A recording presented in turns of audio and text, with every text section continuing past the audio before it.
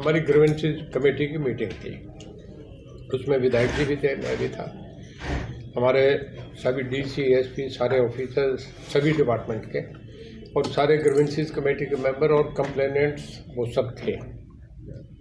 पूरा हाउसफुल था। 6 पुरानी कंप्लेंट थी और 8 नई थी, क्योंकि कोविड से पहले वाले केसेस बड़े थे। 14 में 4 का हमने डिसाइड कर दिया और 10 केसेज हैं उन्हें पेंडिंग, मतलब किसी में इंक्वायरी आनी है, किसी को रीजन इंक्वायरी का ऑर्डर कर दिया। एक केस था जिसमें डीएसपी दूसरे को दे दिया गया, तो वो हमारे आज 14 केसेज पे हमने डिसाइड करा।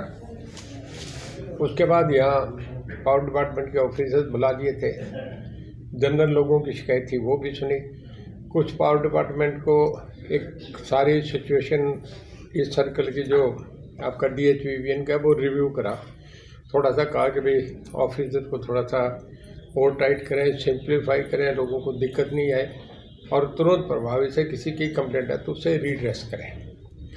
ये कुछ करके बाकी फिर जनरल पब्लिक के कोई लोकल किसी का कोई खान का होता है, किसी का पेंशन का होता है, ये जनरल बातें थी जो लोगों से मिले। कई दिन बाद आया हूँ, ये मैं नहीं तय करता।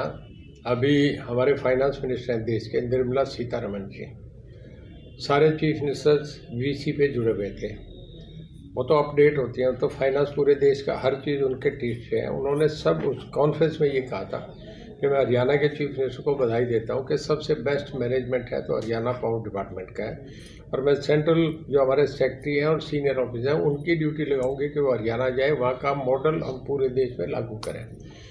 देखिए, हर चीज़ तो कोई परफेक्ट होता ही नहीं, किसी के सब्जेक्ट में पूरे सब सब्जेक्ट में 100 के 100 मार्क्स नहीं आते। जो हाईएस्ट टॉपर होते हैं वो भी 20-30 नंबर जो रिक्वायर्ड नंबर है उनसे कम रहते हैं। था वो करा और इसमें और भी कुछ सुधार है वो कर रहे हैं। देखिए, टेक्निकल फॉल्ट हो जाता है, हम पे 12,000 मेगावाट पावर है जो इन हैंड रहती है। मैक्सिमम कंजप्शन थी वो 11,600 कुछ थी जो पिछले साल हुआ। इस साल गर्मी में मैक्सिमम जो आई थी, पूरा जब मई जून का महीना था तब भी हम पे सरप्लस रही थी। हमारे थर्मल्स एक्स्ट्रा लेवल पे हाथ में रहते हैं, जहाँ हम जब भी चाहे वो कर सकते हैं। मेरे ख्याल में हमारे पे कुछ 1700-1800 मेगावाट पावर वो रहती है। पंजाब में ये था कि 2 दिन बिजली बंद कर दी गई थी, इंडस्ट्रीज का कट डाउन कर दिया था मई जून के महीने में, और ऑफिस का टाइम भी चेंज कर दिया था। हमारे यहाँ तो कभी ऐसी प्रॉब्लम आज तक नहीं, कभी सड़कों पे लोग आके नहीं बैठे धरने पे जैसे कि पहले होता था। तो माननीय हमारे मुख्यमंत्री जी के, क्योंकि पहले ये डिपार्टमेंट उन पे था और अब मुझे उनकी पूरी ब्लेसिंग है कि मैं इसमें जो भी सुधार करूँ। मैं समझता हूँ काफ़ी तेज़ी से हम ठीक करते आ रहे हैं और आप लोगों का हमें कोऑपरेशन मिला, आप लोगों की ब्लेसिंग्स मिली तो इसे और ठीक करेंगे। लोग की मैं आपसे बताऊँ कि पहले जब हुड्डा साहब थे चीफ मिनिस्टर तो तब लाइन लॉस 31% था और बिजली डिपार्टमेंट का घाटा जो था वो 3700 करोड़ रुपए का था। आज हमारा लाइन लॉस इस वक्त हम 14 पॉइंट कुछ पे हैं। जब 1% लाइन लॉस कम होता है तो आप ये समझो कि 400 करोड़ रुपए हमारा प्रॉफिट बढ़ जाता है। पहले जो घाटे में था वो आज के दिन हम इस साल मार्च टू मार्च होता है, मतलब मार्च में आएगा, पर जो मुझे सब जगह की रिपोर्ट्स आ रही है हमारा इस साल 2000 करोड़ रुपए से भी ज़्यादा रेवेन्यू प्रॉफिट में आएगा, जबकि लास्ट ईयर हमारा 670 था और दोनों साल हमारे कोविड के गए हैं। उस कोविड को फेस करने के बाद भी हम ये हमारी इंडस्ट्रीज लाइक वाइज गुजरात हम बहुत बढ़िया परफॉर्म कर रहे हैं। हर जगह से हमें इस बात की एप्रिशिएशन मिली है। अभी हमारे पावर मिनिस्टर कॉन्फ्रेंस पे थे, मैं जुड़ा हुआ था, नॉर्दर्न इंडिया के सभी मिनिस्टर जुड़े थे।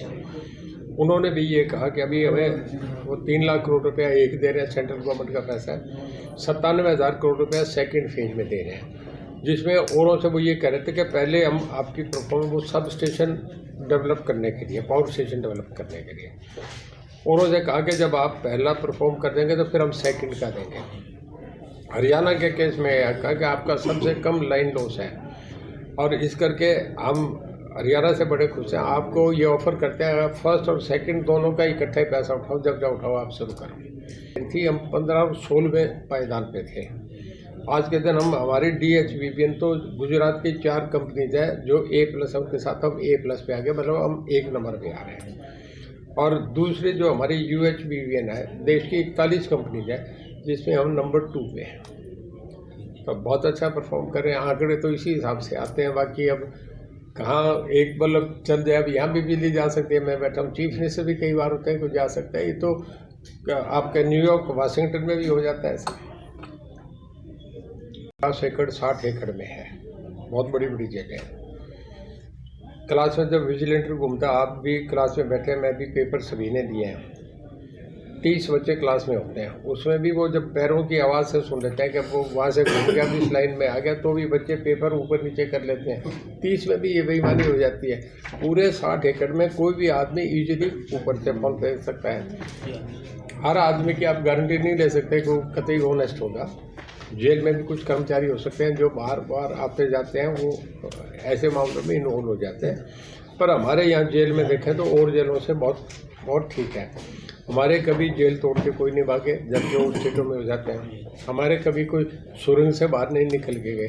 टेलीफोन की इक्की दुखी घटनाएं हैं जो बहुत रेयर जो है यूनियन लिस्ट, स्टेट लिस्ट और कॉन्करेंट लिस्ट 3 में बटा हुआ है। कुछ चीज़ें हैं जो खाली सेंटर का सब्जेक्ट है, कुछ चीज़ें ये है कि सेंटर और स्टेट का है, और कुछ चीज़ें खाली स्टेट का मामला है। हम स्टेट में जब कई जिसे कहते हैं नेचुरल डिजास्टर के तूफान आ जाए, कई बार फसलों में कोई बीमारी आ जाए, तो वो नेचुरल होती है। जब ऐसी चीज़ें होती है तो सेंट्रल गवर्नमेंट से हम पैसा मांगते हैं कि हमें मदद की जाए, वो हमें पैकेज मिलता है। सेंट्रल गवर्नमेंट पर डिपेंड करता है, वो सर्वे होता है, हमारी रिपोर्ट्स आती है, उनके सेंटर के अधिकारी आते हैं, उस पर फिर डिसाइड करके होता है।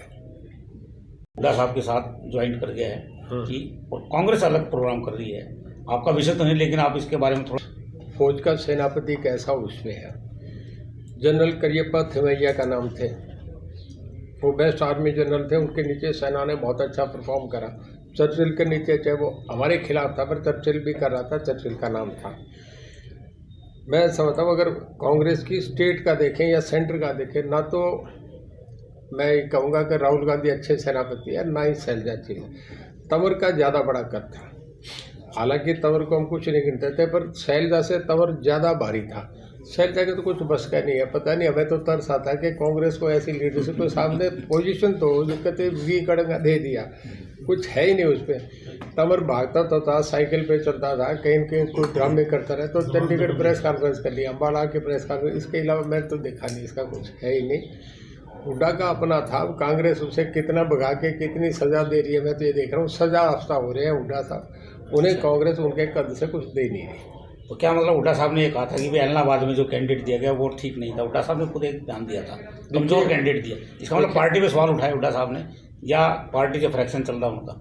नहीं, हुड्डा साहब ने ये जरूर कहा था कि कांडा मेरा दोस्त है, यही कहा था। हाँ, ये तो उन्होंने रिकॉर्ड पे मैंने कैंडिडेट के बारे में उन्होंने कहा था कमजोर कैंडिडेट दिया है, अगर अच्छा आफ्टर काउंटिंग कैंडिडेट दे दिया उसका, और कौन करे। तंवर साहब को आपने कहा टीएमसी में शामिल हो, इसका मतलब आगे मजबूत करेगा तंवर, अशोक तंवर टीएमसी को कांग्रेस से ज़्यादा मजबूत ले आएगा आपके हिसाब से, जो आपने कहा अभी?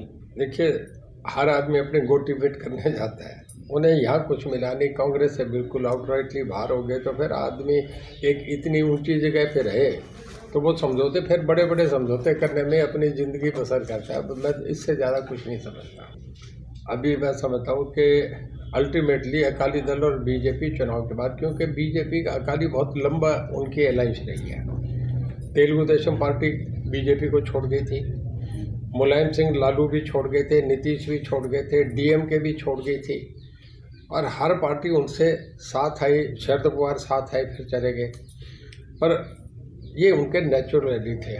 बादल अकाली दल सबसे लास्ट तक रहा, और जब उन्होंने इस्तीफा दिया तब भी उन्होंने ये कह के दिया कि हमारी मजबूरी है।